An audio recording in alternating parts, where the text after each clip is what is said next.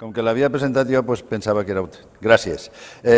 La moció tracta de la municipalització dels serveis de grua i estacionament. Miren vostè, el servei de grua està donat en concessió a una UTE, Cleop Servicleop, tenia 8 anys de vigència i acabava en desembre del 2012. El 24 d'abril de 2012, la Junta de Govern aprova no prorrogar la concessió perquè calia elaborar un nou plec de condicions al ser deficitària. I efectivament és deficitària.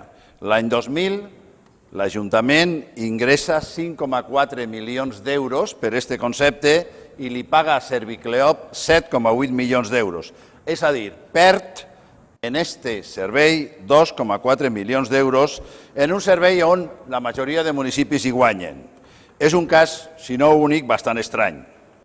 14 mesos després, no sabem res del plec de condicions. Senyors regidors de transport, el seu servei, li hem de dir, va més lent que una tortuga coixa.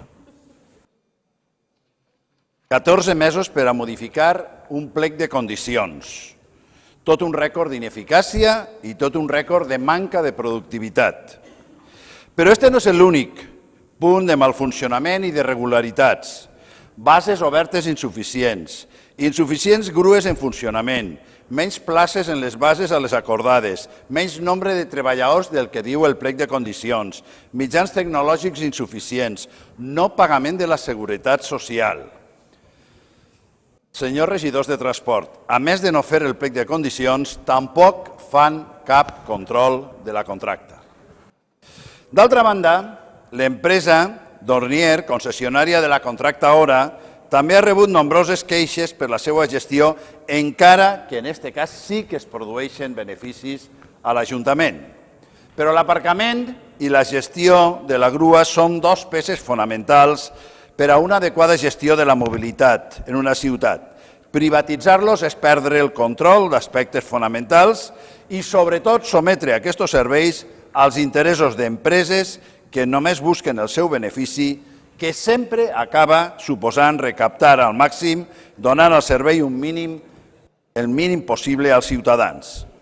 Hi ha un aspecte notable que hem de comentar. La facturació entre empreses concessionàries i l'Ajuntament des de setembre ha de pagar un IVA del 21%.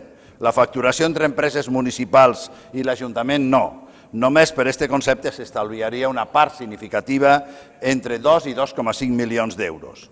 Proposem que es rescate la concessió de la grua, ara que està finalitzada, i es crea una empresa municipal que realitzi també el servei de control d'aparcaments, que també la seva concessió està finalitzada. D'aquesta manera, a més del tema de l'IBI, milloraríem la qualitat del servei, repercutiria en l'Ajuntament tots els beneficis d'aquestes empreses, que són substanciosos, i articularíem una millora de la política de mobilitat. Senyors del PP, privatitzar no és abaratar el cost dels serveis. Privatitzar o externalitzar, com vostès diuen, és encarir el servei. Aquest tema ja ho estan investigant jutges en Madrid, en una altra cosa, la privatització de la sanitat. En València ens diuen el de sempre, de veu i per escrit, que els resultats sempre són molt favorables perquè s'estalvia molt. Mai ens ho demostren. En el fons, vostès ho saben, privatitzar no és abaratar, és encarir i, sobretot, donar bons negocis a empreses amigues. Gràcies.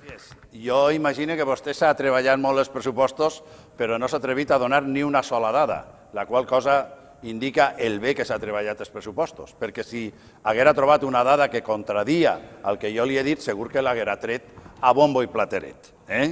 Mire, li vaig a donar una altra dada. Estem a 28 de juny del 2013, en el mes 6, i per tant és d'estimar que com a mínim tindrem ja un dèficit d'1,5 milions d'euros en aquest servei. Jo també felicite els tècnics, per suposat que sí. El que no puc felicitar és el responsable d'aquest servei, perquè, mire, s'han de fer moltes coses, però jo tinc la sospita que a vegades el que es fa és passar els plecs de condicions a persones de les empreses que després circulen si els agraden o no, com sabem que ha passat. Igual molt de temps se perd en això, senyor Mendoza? Molt de temps se perd en això. segurament el màxim de temps. I això no tenen res que veure els tècnics, sinó els responsables d'aquests tècnics. Mire, jo crec que seria important que vostè es posara d'acord, un poquet més d'acord, amb responsables del seu partit, com la Conselleria d'Infraestructures, que comença a intentar plantejar gestionar d'una altra manera. Nosaltres li hem presentat mocions, per exemple, per a que els xiquets no tinguin abaratit o perquè els joves que van i ens ha dit que no, que era una bogeria. Mire, per on, este matí ens desdijunem que la consellera d'Infraestructures va fer-ho això en el metro i que vostès ni ho sabien. Vostès tenen tanta feina que no són ni capaços d'articular-se amb els del seu propi partit, de la seva pròpia àrea de treball. De veritat, eixe no és un bon camí.